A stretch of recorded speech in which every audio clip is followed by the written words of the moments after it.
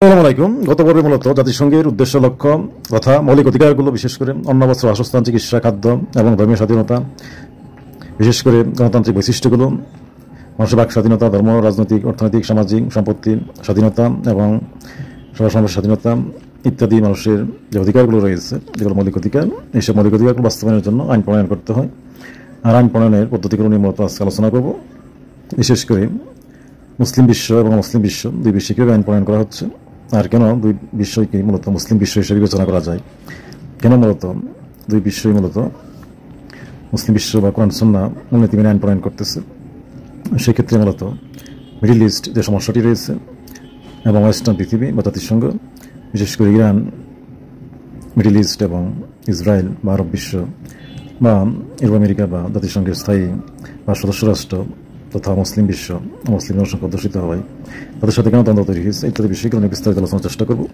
প্রথমে মূলত আইন প্রণয়নের বিষয়টি দেখার চেষ্টা করি যে কীভাবে মূলত আইন প্রণয়নটি হচ্ছে, বিশেষ করে ইরান এবং ওয়েস্টার্ন পৃথিবী বা মুসলিম বিশ্ব এবং বিশেষ করে 50টি মুসলিম রাষ্ট্রে কীভাবে আইন প্রণয়ন করা হচ্ছে, পাশাপাশি বাকি ইরান এবং আরব রাষ্ট্রে কীভাবে প্রণয়ন করা হচ্ছে। এখন আইন প্রণয়নের যে বিষয়টি মূলত উদাহরণ দিয়ে বোঝার চেষ্টা করব। বিশেষ করে প্রথমে দেখার চেষ্টা করি যে বাইবেলে হাত দিয়ে মূলত ইউরোপ আমেরিকান এমপি, মন্ত্রী বা প্রেসিডেন্ট, প্রধানমন্ত্রী তারা মূলত শপথ নিয়ে থাকে।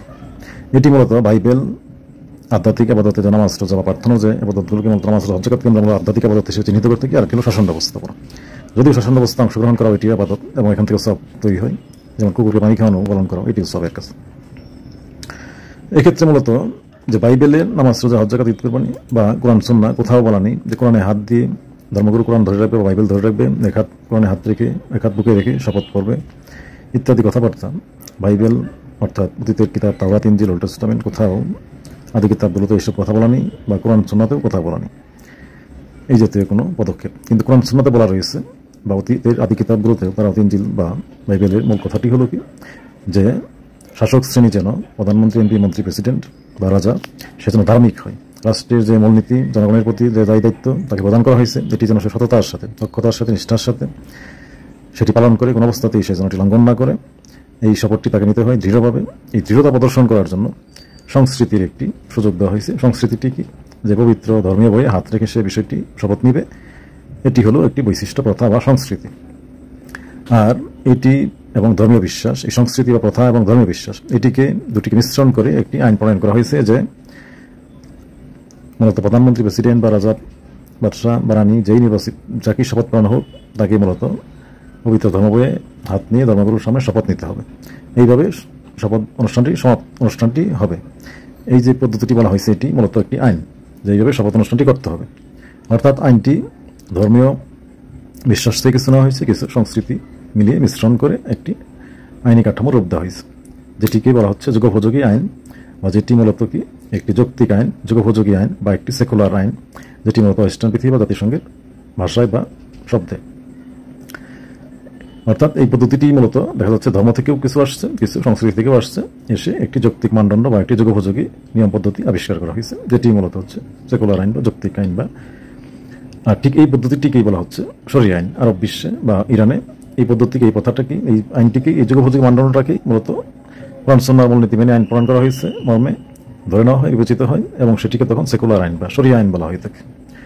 অর্থাৎ কোরআন সুন্নাহর আইনটিও মূলনীতি মেনে আইন প্রণয়ন করবে, এই কথাটি বলাও মনে হচ্ছে সেকুলার আইন প্রণয়ন করবে বা একটি যৌক্তিক মানদণ্ড বা যুগোপযোগী মানদণ্ডে আইন প্রণয়ন করবে। আবার সেকুলার আইন করবে বা একটি যুগোপযোগী আইন করবে, একটি যৌক্তিক আইন করতে হবে, এটি বলাও এক প্রকার কোরআন সুন্নাহর ধর্মীয় বিশ্বাসকে যুক্ত রেখে আইন প্রণয়ন করবে, যেটি কোরআন সুন্নাহর ধর্মীয় বিশ্বাসের বাইরে যাবে না বড় আকারে। অর্থাৎ যে বিষয়টি দেখা যাচ্ছে মূলত ওয়েস্টার্ন পৃথিবী এবং জাতিসংঘ আগে আলোচনা করছি, যে সেকুলার মানদণ্ড মূলনীতি মেনে আইন প্রণয়ন করে থেকে সমাজের সকল মানুষের জন্য, এবং সমাজের সকল মানুষের জন্য একইভাবে আরব বিশ্ব এবং মুসলিম বিশ্ব এমনকি ইরানও আইন প্রণয়ন করে থাকে। কিন্তু 50টি মুসলিম রাষ্ট্রই মূলত জাতিসংঘের বা ওয়েস্টার্ন পৃথিবীর, ইউরোপ আমেরিকার এই মূলনীতিটি গ্রহণ করছে, যে যৌক্তিক একটি মানদণ্ড মেনে আইন প্রণয়ন করবে, সেকুলার একটি আইন প্রণয়ন করবে। আর কিছু কিছু রাষ্ট্র মূলত, বিশেষ করে সৌদি আরব সহ বা আরব কিছু গালফ কান্ট্রিজ, বাহরাইন ভিত্তিক রাষ্ট্রসহ 5-7টি রাষ্ট্রসহ এবং ইরান সহ, তারা মতো একটি ইসলামিক ভাবধারা বা একটি ইসলামিক লেবাস দেওয়ার চেষ্টা করেছে, যে কোরআন সুন্নাহর মূলনীতি মেনে আইন প্রণয়ন করব। আবার কোরআন সুন্নাহর মূলনীতি মেনে আইন প্রণয়নের ক্ষেত্রে তারা মূলত যৌক্তিক মানদণ্ড বা যুগোপযোগী মানদণ্ডটি নির্ধারণ করছে। অর্থাৎ সংস্কৃতিকেও তারা গ্রহণ করছে এবং যেটি বিচার বিবেচনাবোধ অনুযায়ী বিচারকেরাই হোক, এক্সপার্ট বিশেষজ্ঞ টিমদের যে বিচারিক বিবেচনাবোধ মতামতটি সেটিও তারা গ্রহণ করছে, যেটি কোরআন সুন্নায় হুবহু বলা নেই বা কোরআন সুন্নার এটি উল্লেখই নেই, এমন আইনও মূলত কোরআন সুন্নার আইন বা শরিয়া আইন হিসেবেই করা হচ্ছে, যেটি মূলত সেকুলার আইনও বলা যায়, অর্থাৎ শব্দগত ভাষাগত শুধু আইনের পরিচিতির ক্ষেত্রে পার্থক্য। এখন কোরআন সুন্নার মানদণ্ড মেনে আইন প্রণয়ন করা কথাটি বলা আরেকটি বিষয় থাকে, সেটি হলো মূলত মুসলিম হলে সেক্ষেত্রে মূলত মুসলিম একটি লেবাস সেটি প্রকাশ করা যাচ্ছে, পরিচয় দেওয়া যাচ্ছে যে ইসলামিক আইন মেনে, ইসলামিক নিয়মকানুন মেনে সরকার পরিচালিত হচ্ছে, শাসন ব্যবস্থা পরিচালিত হচ্ছে, অন্যায় হচ্ছে না বা ইসলাম কিছু হচ্ছে না, এটি তুলে ধরা যায়। আর ওয়েস্টার্ন পৃথিবী তাদের জাতিসংঘের মূলনীতিটি হলো মূলত যে এই কথাটি ইসলামিক ফোবিয়া বা ভীতিকর সমাজের জন্য, যে ইসলামিক কারণ অনেক সময় কোরআন সুন্নাহর পরিপূর্ণ বা সর্বোচ্চ মানদণ্ড গ্রহণ করা যায় না, মাঝামাঝি 90% বা 80% বা 95% মানদণ্ড গ্রহণ করা হয়ে থাকে। সেক্ষেত্রে মূলত এই জন্য শাসন ব্যবস্থাকে সেকুলার শব্দে আলাদা করা হয়েছে, যে এটি সেকুলার শাসন ব্যবস্থা থাকবে, একটি যৌক্তিক যুগোপযোগী মানদণ্ড গ্রহণ করা হবে, আর আধ্যাত্মিক আবাদতটি ব্যক্তিগত জীবন আচারে গ্রহণ করা হবে। নামাজ, রোজা, হজ, যাকাত এগুলো আধ্যাত্মিক আবাদত, এগুলো রাষ্ট্রের ব্যক্তিগত জীবন আচারে রাষ্ট্রীয় আলাদা পদ্ধতির মাধ্যমে যেটি পরিচালিত হবে, যেটি মূলত যাতে ইসলামিক ফোবিয়া বা ইসলামিক ভীতি তৈরি হয়, মানুষের মধ্যে তৈরি না হয়, তা দূর করার জন্য মূলত এটি তারা মূলত করেছে। যেমন দুটি উদাহরণ দিয়ে দেখার চেষ্টা করব, বিশেষ করে পর্দা এবং মদের ক্ষেত্রে। যেমন মদের ক্ষেত্রে যে বিষয়টি রয়েছে, কোরআন সুন্নাহয় মদের কোনো শাস্তির কথা বলা নেই, কিন্তু কোরআন সুন্নাহর মূলনীতি মেনে মদের ক্ষেত্রে আইনটি হলো কি, যে মানুষকে মদের পাপাচার এটি তুলে ধরতে হবে, এর মাধ্যমে মদের ক্ষতিকর দিকটি তুলে ধরতে হবে, মদ থেকে মানুষকে দূরে রাখতে হবে, তার জন্য আইন করতে হবে। নবীজি সেক্ষেত্রে সময় মতো মদ উৎপাদন বন্ধ করে দিয়েছে এবং প্রচার প্রশিক্ষণ দিয়েছে, মানুষকে মদ না খায় মৌখিকে প্রচার করেছে, এটি হলো নবীজির সময়। পরবর্তীতে ওমর রাদিয়াল্লাহু আনহু আবার খলিফা হিসেবে তিনি মদের জন্য তিনি তার বিচার বিবেচনা বোধ থেকে মূলত মৃদু বেত্রাঘাতের ব্যবস্থা করেছেন এবং জরিমানার ব্যবস্থা করেছিলেন, যেটি মূলত কোরআন সুন্নাহর মূলনীতি মেনে আইনটি হয়েছে, যদিও কোরআন সুন্নাহ এটি উল্লেখ নেই। ঠিক একইভাবে মূলত ইরান আইন প্রণয়ন করে থাকে এবং অন্যান্য সেগুলো রাষ্ট্রগুলো, অর্থাৎ বিশেষ করে যারা এটি সরাসরি বলে না যে কোরআন সুন্নাহর মূলনীতি মেনে আইন করবো, তারাও মূলত কোরআন সুন্নাহর উদাহরণ থেকে, এক্সাম্পল থেকে এবং ওমর রাদিয়াল্লাহু আনহুর মতো বিচার বিবেচনা বোধ থেকে আইন প্রণয়ন করে থাকে। কিন্তু মুসলিম কিছু রাষ্ট্র মূলত এটি সরাসরি উল্লেখ করে, যেমন আলেম সমাজ সাদা পায়জামা পাঞ্জাবিকে মূলত সুন্নতি ড্রেস হিসেবে বলে থাকে, যদিও লুঙ্গি শার্ট এটিও সুন্নতি ড্রেস, এক্ষেত্রেও কোনো স্বাধীনতা বা ইসলামিক ড্রেসের কোনো লঙ্ঘন হচ্ছে না। অর্থাৎ ইসলামিক ড্রেস বলতে সাদা পায়জামা পাঞ্জাবি বা টুপি এটি ইসলামিক ড্রেস নয়, লুঙ্গি এবং শার্ট ফতুয়া এটিও ইসলামিক ড্রেস এবং এই ক্ষেত্রে কোনো ড্রেস কোডের ক্ষতি হচ্ছে না। ঠিক একই রকম মূলত কিছু রাষ্ট্র মুসলিম দলগুলো মূলত কোরআন সুন্নাহ মেনে আইন করবো, এটি মূলত ইসলামিক একটি ভাবধারার অংশ হিসেবে, যেমন পায়জামা পাঞ্জাবি বা টুপিকে প্রচার করে তারই অংশ হিসেবে মূলত সুন্নতির ভাবধারার অংশ হিসেবে এটি প্রচারের চেষ্টা করে মূলত। আর ওয়েস্টার্ন পৃথিবী মূলত বিশেষ করে জাতিসংঘ এবং 50টি মুসলিম রাষ্ট্র, তারা মূলত এই শব্দটি উচ্চারণ না করে ইসলামিক কোরআন সুন্নাহ মূলনীতি মেনে আইন করবে এটি না বলে মূলত সরাসরি বলে থাকে যে সেকুলার মানদণ্ড মেনে, যুগোপযোগী মানদণ্ড মেনে যেটি যৌক্তিক মনে হয় সেটি গ্রহণ করবো, সেটি আইন হিসেবে প্রণয়ন করবো। সেটি কোরআন সুন্নাহর যে কোনো স্তরে হতে পারে, সাদা পায়জামা পাঞ্জাবি টুপি, হতে পারে সেটি লুঙ্গি বা শার্ট বা শুধু টুপি বা টুপি ছাড়া, এটিও শালীন ড্রেস হিসেবে বিবেচনা করা হবে যৌক্তিক মনে হলে। এই মূলত পৃথিবীর মুসলিম বিশ্ব তথা মুসলিম বিশ্ব বা মুসলিম বিশ্ব ওই এই মূলনীতি মেনেই আইন কানুন করতেছে, আইন কানুন প্রণয়ন করা হচ্ছে, এর মধ্যে বড় ধরনের পার্থক্য নেই। মদের ক্ষেত্রেও যে বিষয়টি উল্লেখ করলাম, বর্তমান ক্ষেত্রে পশ্চিমা বিশ্ব যে আইনটি করছে বা ওয়েস্টার্ন পৃথিবী সেকুলার রাষ্ট্র, সেক্ষেত্রে নানা ধরনের মদের উৎপাদনকে হালাল বা বাজারজাতকরণ বৈধ ঘোষণা করলেও এটি থেকে দূরে রাখার জন্য মানুষকে মূলত মদের ট্যাক্স বাড়িয়ে দিচ্ছে, মদের ক্ষতিকর দিকগুলো জ্ঞান বিজ্ঞান ইত্যাদি সায়েন্স টেকনোলজির মধ্যে মানুষের কাছে প্রচার করতেছে এবং মদের যে বিকল্প আছে চা কফি এগুলো মানুষের কাছে বেশি করে বাজারজাত করতেছে, অন্যান্য জুস, পাশাপাশি মদের যে ইনগ্রিডিয়েন্ট আছে এটি ক্ষতিকর দিকটি কমিয়ে দেওয়ার চেষ্টা করতেছে ইত্যাদি নানা ব্যবস্থাপনার মাধ্যমে মদকে আইনগতভাবে মানুষের কাছে হালাল, আইনগত মানুষের কাছে বৈধ, মানুষ খেতে পারবে এটি বলে এটি এভাবে আইনটি করলেও অন্যান্য বিভিন্ন পদক্ষেপের মাধ্যমে এটি মদ থেকে মানুষকে দূরে রাখার চেষ্টা করা হচ্ছে। অর্থাৎ ইউরোপ আমেরিকা মূলত 90% মানুষই অমুসলিম, ইহুদি খ্রিস্টান অধ্যুষিত রাষ্ট্র, তা সত্ত্বেও সেখানে মদ পানটি মানুষের কাছে মুক্ত করা সত্ত্বেও যে এটি বৈধ, মানুষ খেতে পারবে, আগে থেকেই মানুষ এটি প্রথাগত বইকেই আসছে, এটি এখন বন্ধ করে দিলে আইন প্রয়োগ করে মানুষ এখানে খুব বিদ্রোহ হবে এবং শাসক শ্রেণীকে রায়টের সম্মুখীন হতে, খুব বিদ্রোহের মাধ্যমে রায়টের সম্মুখীন হওয়া লাগতে পারে। তাই সেখানে বিকল্প এইসব ব্যবস্থাপনার মাধ্যমে, প্রশিক্ষণের মাধ্যমে মদ থেকে, কোরআনের যে মূলনীতি, মদ থেকে মানুষকে দূরে রাখতে হবে, ক্ষতিকর দিক থেকে দূরে রাখতে হবে, মদের পাপাচার থেকে মানুষকে দূরে রাখতে হবে, তার ব্যবস্থাপনা করা হয়েছে, যেটি মূলত ওমর রাদিয়াল্লাহু আনহু করেছিলেন মৃদু বেত্র প্রয়োগের মাধ্যমে, মৃদু জরিমানার মাধ্যমে, জলজরির মাধ্যমে, যেটি কিছু কিছু মুসলিম রাষ্ট্র বা অন্য কিছু রাষ্ট্রে এটি এখন অব্যাহত আছে। আর ঠিক এই মৃদু বেত্র প্রয়োগটি ইউরোপ আমেরিকা আইন কানুনের মাধ্যমে লিবারালিজম দ্বারা ভিন্ন ব্যবস্থাপনার মাধ্যমে কমানোর চেষ্টা করা হয়েছে। মূলত তার একটি সফল চিত্র দেখা যাচ্ছে।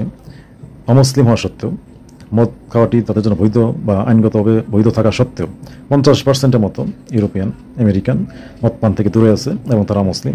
আবার দেখা যাচ্ছে ইরান এবং আরব রাষ্ট্রগুলোতে মদপানের জন্য এখনও বেত্রাঘাত এবং জরিমানার ব্যবস্থা থাকলেও জেল জরিমানা থাকা সত্ত্বেও, এমনকি জনসংখ্যা 90%-এর উপরে মুসলিম হওয়া সত্ত্বেও সেখানে মূলত বছরে প্রায় 1-1.5 লোক মদকে মারা যাচ্ছে। অর্থাৎ এখনও মুসলিম হওয়া সত্ত্বেও মানুষ সেখানে মদ খাচ্ছে। কঠোর আইন করে মদ থেকে মানুষকে দূরে রাখা যাচ্ছে না। তার মানে দেখা যাচ্ছে কঠোর আইন কানুন প্রয়োগ বা করলেই মদ থেকে মানুষ দূরে রাখা যাবে, অপরাধ থেকে দূরে রাখা যাবে তা নয়। আবার লিবারেল আইন করলেও মানুষকে শিক্ষিত বা প্রশিক্ষিত করার মাধ্যমে অপরাধ থেকে দূরে রাখা যাচ্ছে বিকল্প ব্যবস্থার মাধ্যমে। যে অর্থাৎ কোরআন সুন্নাহর মূলনীতিটি হলো ক্ষমা, মহানুভবতা, উদারতা হলো উত্তম বৈশিষ্ট্য। এটির মাধ্যমে আইন প্রয়োগ করতে হবে, এটির মাধ্যমে মানুষকে অপরাধ থেকে দূরে রেখে সমাজ ব্যবস্থা উন্নত করতে হবে। আবার এর দ্বিতীয় ব্যবস্থাপনা হলো, দ্বিতীয় অপশন হলো শক্তি প্রয়োগের কথা বলা হচ্ছে, এবং শক্তি প্রয়োগের অংশ হিসাবে সর্বোচ্চ পর্যন্ত মৃত্যুদণ্ড পর্যন্ত দেওয়া যাবে।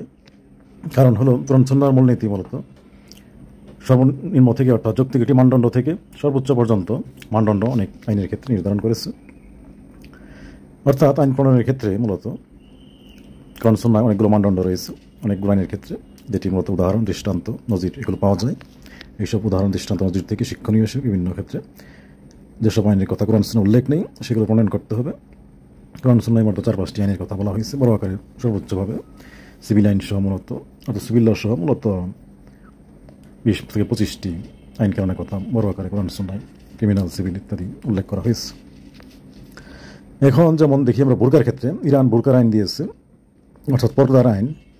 যে ইরানের পর্দার আইনটি হলো মূলত যে পোশাকই পরুক, একটি 3 পিস পরুক বা শাড়ি পরুক, সেক্ষেত্রে মাথার চুল যেন ঢাকা থাকে। মাথার চুল অবশ্যই ঢাকা থাকতে হবে, অন্যথায় পুলিশ গ্রেপ্তার করবে। এটি হলো ইরানের পর্দার আইন। ঠিক একই রকম এখন পর্দার আইনের ক্ষেত্রে দেখি আমরা যে বিষয়টি উল্লেখ করা হয়েছে, যে কোরআনে মূলত পর্দার আইনের ক্ষেত্রে মাথার চুল ঢাকার কথাও বলা হয়েছে, এবং সুন্নাতেও রয়েছে অনেক সময় মুখ ঢাকার কথাও উল্লেখ আছে। আবার সরাসরি গোপনাঙ্গ ঢেকে মূলত শালীন থাকারও নির্দেশ দেওয়া হয়েছে। অর্থাৎ 3 প্রকারেরই মানদণ্ড কোরআন সুন্নাহে পাওয়া যায়। মূলত এটি দেখা যাচ্ছে যে যেখানে যে ধরনের পরিবেশ পরিস্থিতি দরকার, মূলত নারীকে সেই ধরনের ড্রেস কোড এবং পোশাক পরতে হবে তার নিরাপত্তার জন্য, পাশাপাশি সমাজের অন্যান্য অর্থাৎ বিপরীত লিঙ্গের পুরুষের নিরাপত্তার জন্য, এমনটি মূলত কোরআনে উল্লেখ করা হয়েছে। অর্থাৎ কোরআনে এটি একটি স্পেসিফিক নির্দিষ্ট করে কোনো সুন্নতি বা নির্দিষ্ট পর্দা উল্লেখ করে নাই। মূলত সেখানে পরিস্থিতির অনেকগুলো, কোরআন এবং সুন্নাহ দুটোতেই পরিস্থিতির কথা উল্লেখ করা হয়েছে। বিভিন্ন পরিস্থিতিতে মূলত বিভিন্ন ধরনের ড্রেস কোডের কথা বলা হয়েছে। মৌলিক মানদণ্ডটি হলো কি, কোরআন সুন্নাহর ফান্ডামেন্টাল যে মানদণ্ড সেটি হলো পর্দার ক্ষেত্রে বিশেষ করে যে শালীন একটি পোশাক পরতে হবে, যেটির দ্বারা মূলত রাষ্ট্র নারীকেও নিরাপদ রাখবে, নারী থেকে পুরুষ বিশেষ করে যৌন কোনো অপরাধ যাতে সৃষ্টি না হয় সেই দিকেও নিরাপদ থাকবে, এমন একটি মানদণ্ড নির্ধারণ করতে হবে সমাজ ব্যবস্থাপনায়। এটি হলো কোরআন সুন্নাহর মানদণ্ড, মৌলিক মানদণ্ড বা ফান্ডামেন্টাল প্রিন্সিপাল পর্দার আইনের ক্ষেত্রে। এখন এটি বজায় রাখার জন্য এক রাষ্ট্র একটি করেছে। ইরান যেমন দিয়েছে যে মাথার চুল ঢাকা থাকলেই চলবে, আবার আরব রাষ্ট্রগুলো দিয়েছে যে না, বোরকা পরতে হবে, মাথার চুল ঢাকা থাকলেই হবে না, শুধু বোরকা পরতে হবে, এমন একটি ড্রেস পরতে হবে। এখন বোরকা বা মাথার চুল ঢাকা পোশাক, এখন ওয়েস্টার্ন কান্ট্রিজের যে পর্দার আইনটি হলো যে না, শুধু গোপনাঙ্গ ঢাকা থাকলেই নারীর পর্দা হয়েছে বলে ধরে নেবে তারা, অর্থাৎ কোরআন সুন্নাহর একটি মানদণ্ড তারা গ্রহণ করছে। ওয়েস্টার্ন পৃথিবী মূলত ইহুদি খ্রিস্টান নিয়ন্ত্রিত পৃথিবী, অর্থাৎ ইউরোপ আমেরিকা ইহুদি এবং খ্রিস্টান অধ্যুষিত রাষ্ট্র, 90%-এর বেশি। এখন যে বিষয়টি দেখা যাচ্ছে মূলত ইউরোপ আমেরিকায় মূলত নগ্ন কোনো নারী প্রকাশ্যে আসলে জনসমাগমে, সেক্ষেত্রেই শুধু তাকে গ্রেপ্তার করা হচ্ছে। অন্যথায় সে হাফ প্যান্টও পরতে পারতেছে, গেঞ্জিও পরতে পারতেছে, এক্ষেত্রে তার আইনগত বাধা নেই, যেহেতু সে গোপনাঙ্গ ঢেকে রেখেছে। এখন কোন আইনটি মূলত বেশি গ্রহণযোগ্য, বোরকা পরা না মাথার চুল ঢেকে রাখা, না মূলত সর্বনিম্ন যে স্তরটি যে গোপনাঙ্গটি শুধু ঢেকে রাখলেও চলবে, এই আইনটি কোনটি গ্রহণযোগ্য, এইটির বিবেচনা দেখা যাচ্ছে মূলত ওয়েস্টার্ন পৃথিবী অর্থাৎ ইউরোপ আমেরিকার আইনটি মূলত 50টি মুসলিম রাষ্ট্রে এটি গ্রহণযোগ্য হয়েছে। এমনকি ভারত, বাংলাদেশ, পাকিস্তান এখানেও দেখা যাচ্ছে মূলত গরমের ক্ষেত্রে নারীদের কারখানায় কাজ করতে হচ্ছে, এবং মূলত মৌলিক অধিকার, অন্ন, বস্ত্র, বাসস্থান, চিকিৎসা, স্বাস্থ্য ইত্যাদি যে অধিকারগুলো রয়েছে, এমনকি ধর্মীয় স্বাধীনতা, এগুলো বাস্তবায়নের জন্য নারী পুরুষ বর্তমানে উভয়কে কাজ করতে হচ্ছে। যেখানে মূলত ইউরোপ আমেরিকায় বিশ্বব্যাংক, IMF তথা জাতিসংঘের এসব প্রতিষ্ঠান, অর্থাৎ ধন সম্পদের দিক থেকে বিশ্ব সম্পদের প্রায় 70-80% ইউরোপ আমেরিকায় রয়েছে, বা মুসলিম বিশ্বেই রয়েছে মূলত 95%। মুসলিম অধ্যুষিত দেশগুলোর মধ্যে মূলত মুসলিমদের মধ্যে রয়েছে মাত্র 5% সম্পত্তি, যেখানে আবার আরব রাষ্ট্রসহ ইরানসহ এই 8-10টি রাষ্ট্রে মূলত মাত্র জনসংখ্যা 18 থেকে 20 কোটি, যেখানে মূলত সম্পত্তির এই 5%-এর মধ্যে প্রায় 3%ই বা 3.5%ই এখানে সীমাবদ্ধ। বাকি 180 কোটি মুসলিমের মধ্যে মাত্র 1.5 থেকে 2% বিশ্ব সম্পত্তি রয়েছে, যার ফলে মূলত ইউরোপ আমেরিকা বা মুসলিম বিশ্বের কলকারখানা এবং বিনিয়োগকৃত প্রতিষ্ঠানে, ব্যবসায়িক প্রতিষ্ঠানে কাজকর্ম করেই মূলত এইসব পণ্য, বস্ত্র, বাসস্থান, চিকিৎসা ইত্যাদি মৌলিক অধিকার এবং ধর্মীয় স্বাধীনতা এটুকু নিশ্চিত করতে হচ্ছে মুসলিম বিশ্বকে, বাকি 50টি মুসলিম বিশ্ব রাষ্ট্রকে।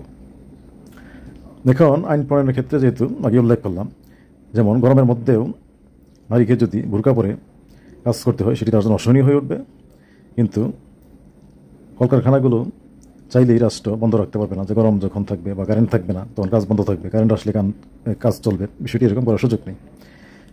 কারণ হলো নির্দিষ্ট সময়ের মধ্যে মাল ডেলিভারি দিতে হবে, শিপমেন্ট দিতে হবে। কলকারখানাগুলো বেশিরভাগই ওয়েস্টার্ন পৃথিবীর ব্যবসা বাণিজ্য, আর্থিক প্রতিষ্ঠান এবং বাংলা এসব দেশে যৌথভাবে বিনিয়োগকৃত, সেক্ষেত্রে বাধ্যবাধকতা রয়েছে, যার ফলে বোরকা পড়তে হবে, মাথার চুল ঢেকেই রাখতে হবে গরমের মধ্যে, কারেন্ট গেলেও কাজের সময় নারীকে বা নারী শ্রমিককে এটি নারীর জন্য অসহনীয় ব্যাপার, এক প্রকার কষ্টসাধ্য হবে। অর্থাৎ এটি সহনশীল হচ্ছে না, মৌলিক অধিকারটি বাস্তবায়নের ক্ষেত্রে নারী কাজ করতে হচ্ছে, তার জন্য সহনশীল হচ্ছে না, যোগ্যোপযোগী হচ্ছে না, গ্রহণযোগ্য হচ্ছে না, আরামদায়ক হচ্ছে না, যার ফলে আইনটি এই ক্ষেত্রে বোরকা পরা আইনটি এটি বরং অ-ইসলামিক মানদণ্ড। এখানে বোরকাটি প্রয়োগ করা হলে এটি হবে অ-ইসলামিক, অগ্রহণযোগ্য, অযোগ্যোপযোগী একটি আইন, যেটি কোরআন সুন্নাহর মূলনীতির আলোকে হচ্ছে না, অর্থাৎ এটি তখন অ-ইসলামিক আইন হিসেবে স্বীকৃতি হচ্ছে। আবার এই আইনটি আরব রাষ্ট্রে, সেখানে আবার ইসলামিক আইন হচ্ছে, সেখানে নারীকে কাজ না করলেও চলতেছে, তাদের আর্থিক যে ব্যবস্থাপনা রয়েছে সেখানে মূলত পুরুষ কাজ করলেই চলে, নারী কাজ না করলেও চলে, যার ফলে নারীকে ওই ধরনের বড় ধরনের পরিশ্রমের কাজ করতে হচ্ছে না কলকারখানায়। সেই ক্ষেত্রে নারীরা তখন বোরকা পরে, এমনকি মুখ বেঁধে বোরকা পরেও চলাফেরা করতে পারতেছে, খুব সীমিত সময়ের জন্যই ঘরতে বের হতে হচ্ছে, সেক্ষেত্রে তার এই সমস্যাটি হচ্ছে না, সেক্ষেত্রে তার অল্প কর্মের মধ্যেও কিছু সময়ের জন্য সে বোরকা পরেও থাকতে পারতেছে। এখন এই জন্য আইন কানুনটি মূলত পরিবেশ পরিস্থিতির উপর এবং যুগের সাথে তাল মিলিয়ে করতে হচ্ছে। এখন ইন্ডাস্ট্রিয়াল যুগ আসছে, ইন্ডাস্ট্রিয়াল রিভলিউশনের ফলে নারী পুরুষ সবই কাজ করতে হচ্ছে, সেক্ষেত্রে আইন কানুনও কোরআন সুন্নাহর যে মূলনীতিটি হলো নারী যেন নিরাপদ থাকে, নারী থেকেও যেন অন্য কেউ নিরাপদ থাকে, অর্থাৎ কোনো ধরনের পাপাচারমূলক, অপরাধমূলক কিছু সৃষ্টি না করতে, এটি হলো পর্দার ক্ষেত্রে কোরআন সুন্নাহর মূলনীতি। এখন এটা মেনে আইনকরণ করতে হচ্ছে। দেখা যাচ্ছে নারী পুরুষ একই রুমে পাশাপাশি বসে কাজ করতেছে, সেখানে সেভাবে প্রশিক্ষণ দেওয়া হয়েছে, নারী হাফ প্যান্ট পরে থাকুক আর শার্ট পরে থাকুক, শাড়ি পরে থাকুক বা থ্রিকোয়ার্টার পরে থাকুক, গেঞ্জি পরে থাকুক, সেভাবে নারী পুরুষ উভয়কে প্রশিক্ষণ দেওয়া হয়েছে, আইনকরণ করা হয়েছে, সামাজিক ব্যবস্থা ম্যানেজমেন্ট করা হয়েছে, উভয় যাতে নিরাপদ থাকে এবং উভয় যাতে আরামদায়কভাবে কাজকর্ম করতে পারে, এটি রাষ্ট্রগুলো নিশ্চিত করেছে। এবং ওয়েস্টার্ন পৃথিবী, জাতিসংঘ তথা ভারত, পাকিস্তান, বাংলাদেশ, অন্যান্য 50টি মুসলিম রাষ্ট্র এইভাবেই মূলত বাস্তবায়ন করেছে। গোটা মুসলিম বিশ্ব অর্থাৎ প্রায় 85টি রাষ্ট্র এইভাবে বাস্তবায়ন করেছে। 2টি রাষ্ট্রের ক্ষেত্রে মূলত আরব রাষ্ট্রগুলো বা অন্যান্য একটি ইরান ইত্যাদি রাষ্ট্রের ক্ষেত্রে মূলত আইনের একটু ভিন্নতা রয়েছে।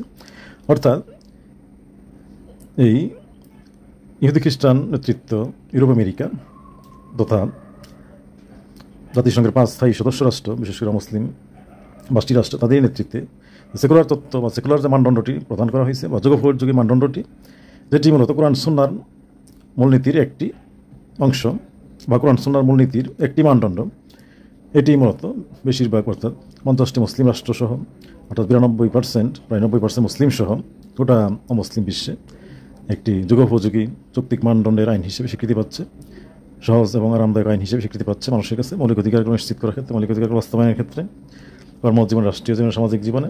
সেই হিসেবে মূলত ইহুদি খ্রিস্টান, ইউরোপিয়ান, আমেরিকান হেজেমনি প্রতিষ্ঠিত হয়েছে বা জাতিসংঘের হেজেমনি মূলত এই 80 বছরের মধ্যে, বিশেষ করে দ্বিতীয় বিশ্বযুদ্ধের পর থেকেই গোটা পৃথিবীতে ছড়িয়ে ছিটিয়ে পড়েছে এবং এক প্রকার শান্তিপূর্ণভাবেই প্রতিষ্ঠিত হয়েছে। এক্ষেত্রে বড় ধরনের কোনো বাধার সম্মুখীন হতে হয় নাই, বড় ধরনের কোনো যুদ্ধ বিগ্রহের প্রয়োজন পড়ে নাই। এখন এই হেজেমনিটির বিরুদ্ধে অর্থাৎ বাহিরে দাঁড়িয়ে যে মূলত ধর্মীয় বিশ্বাসের নামে বা এখন যদি আরব রাষ্ট্রগুলো যে কোরআন সুন্নাহর বোরকাটি পড়তে হবে, এই মানদণ্ডটি তারা গ্রহণ করেছে এবং বিশ্বাস করে, এই মানদণ্ডটিকে যৌক্তিক মানদণ্ড মনে করে এবং গোটা পৃথিবীতে ছড়িয়ে দেওয়ার চেষ্টা করে, তখনই কিন্তু তারা ওয়েস্টার্ন পৃথিবী, বিশেষ করে ইহুদি খ্রিস্টান রাষ্ট্রগুলো, তারা এটিকে মৌলবাদী বলে থাকে, উগ্রবাদী বলে থাকে। এবং এই জাতীয় কোনো গ্রুপ থাকলে, রাজনৈতিক গ্রুপ, তাদেরকে পলিটিক্যাল ইসলাম বলা হয়ে থাকে, এমনকি জঙ্গিবাদ বা সন্ত্রাসবাদ হিসেবে তাদেরকে চিহ্নিত করা হয়ে থাকে। যেমন ইরাক, লিবিয়া, এমনকি মিশরের মুসলিম ব্রাদারহুড, হামাস, তালেবান, এমনকি বর্তমান ইরান ইসলামিক বিপ্লবের ফলে যে ইরান শাসক শ্রেণী তৈরি হয়েছে তাদেরকে মূলত মৌলবাদী বলা হয়ে থাকে, মোল্লা শ্রেণী, বা অনেক সময় তাদের উপর ওয়েস্টার্ন পৃথিবী খুবই ক্ষুব্ধ থাকে।